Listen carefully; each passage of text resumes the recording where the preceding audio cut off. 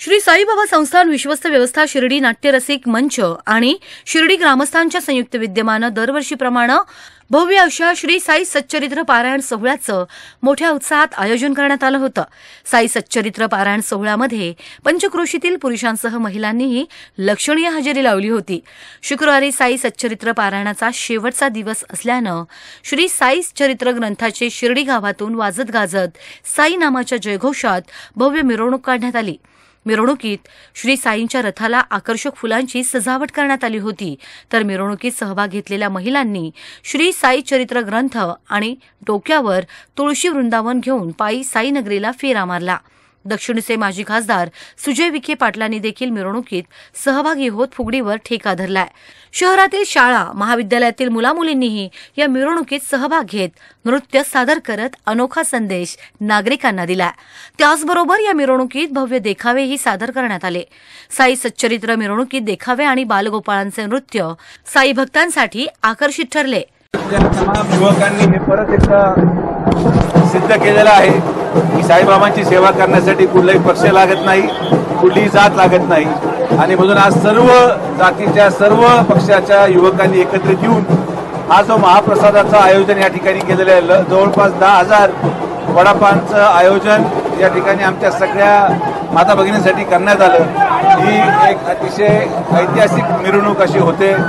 चहा पाण्याची सोय देखील यांची करण्यात आली आणि मी म्हणून आश्वासनाने सांगतो की ऑक्टोबरमध्ये होणाऱ्या शिवपुराण कथा ही महाराष्ट्रातील नव्हे तर देशातील सर्वात मोठी कथा झाल्याशिवाय राहणार नाही।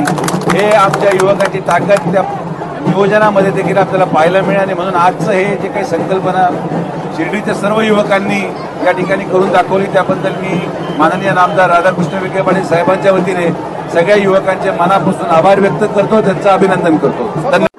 अत्यंत आनंदाचं आणि उत्साहाचं वातावरण आहे। साईबाबांचं जे पारायण सोहळा जो आहे हा 31वं वर्ष होतं आणि या पारायण सोहळ्यामध्ये म्हणजे 74 पासून पहिल्यांदा जो पारायण सुरू झाला त्यावेळी 74 व्यक्ती होते आणि आज 7,300 भक्तांनी जे आहे या पारायण सोहळ्यामध्ये सहभाग नोंदवलेला होता। आज जे आहे ते पारायण सोहळ्याची मिरवणूक जी आहे ती सुरू आहे आणि मोठ्या उत्साहात आनंदामध्ये साई भक्त जे आहे ते या मिरवणुकीमध्ये सहभागी झाले। आम्ही 7 दिवस साई चरित्र पारायण केलं। अतिशय सुंदर असा अनुभव आला। अतिशय उत्साह वाटत होता साई चरित्र पारायण करताना।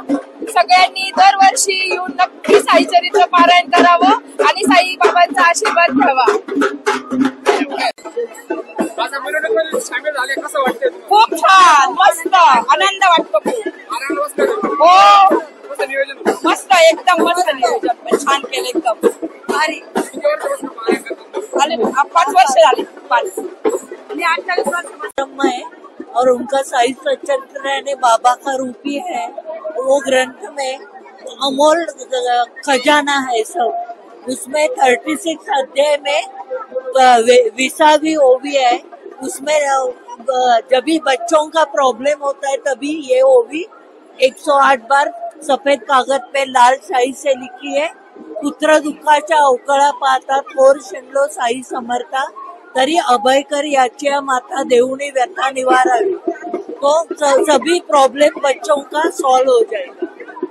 S9 मीडियासाठी कॅमेरा पर्सन साई सुराळे, शिर्डी।